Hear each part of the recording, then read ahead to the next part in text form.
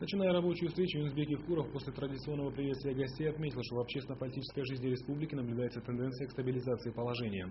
Не осталось в стороне социально-экономическое развитие региона. Глава Ингушетии рассказал о внедрении новых технологий в сфере здравоохранения, о построенных и строящихся образовательных и спортивных объектах. Руководство Ингушетии заключило контракт с компанией «Роснефть», и в ближайшем будущем ожидаются инвестиции в республику в размере $50 миллионов. И это только малая часть. Мы за последнее время очень плотно работаем по инвестициям в республику. Тем более правительство дает гарант 70%, выделен гарантийный фонд более 50 миллиардов рублей. И ряд таких проектов по инвестициям мы заключаем соглашение, уже подписали предварительное соглашение с Китайской Народной Республикой, с представителями канадской фирмы по глубокой переработке древесины, ну и со своими инвесторами, которые будут на территории работать.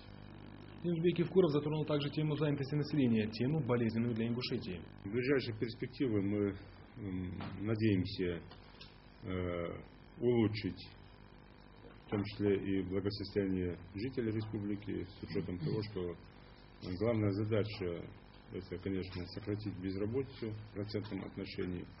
И в этом направлении тоже ведется большая работа. Мы приняли ряд программ по снижению напряженности на рынке труда. И в этом году мы планируем на 10% сократить безработицу в республике. За 2010 год нам удалось сократить безработицу на 4%. Это, конечно, это маленький процент, но тем не менее в этом направлении работа идет.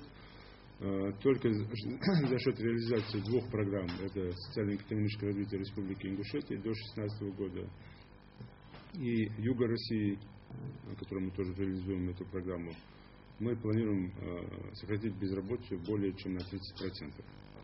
На встрече говорилось и о беженцах из Чечни и Северной Осетии, которых в республике более 30 тысяч. Юнусбек Куров заявил, что необходимо улучшать условия их проживания, так как многие из них ютятся в неприспособленных условиях. Глава представительства Евросоюза в России Фернандо Валенсуэла поблагодарил Евкурова за хорошие отношения к временно перемещенным лицам и заявил, что они в дальнейшем готовы на сотрудничество.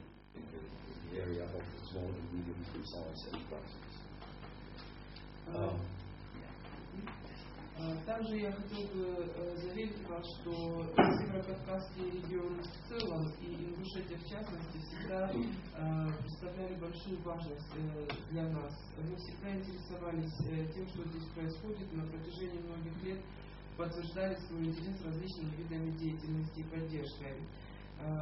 Мы сотрудничали не только в области реализации гуманитарных проектов, но также мы сотрудничаем в таких всеобъемлющих областях, как здравоохранение, образование, экономическая деятельность, и наш интерес как бы остается в силе. Фернандо Валенсуэла выразил удовлетворение, что в республике функционируют такие правовые институты, как уполномоченные по правам человека и ребенка. По его словам, сильным и стабильным государство может быть только в том случае, если оно поддерживается гражданским обществом. А в Ингушетии этот процесс налаживается. Руслан Боков, Юсуф Ибрагим Асканов, Вести Ингушетия.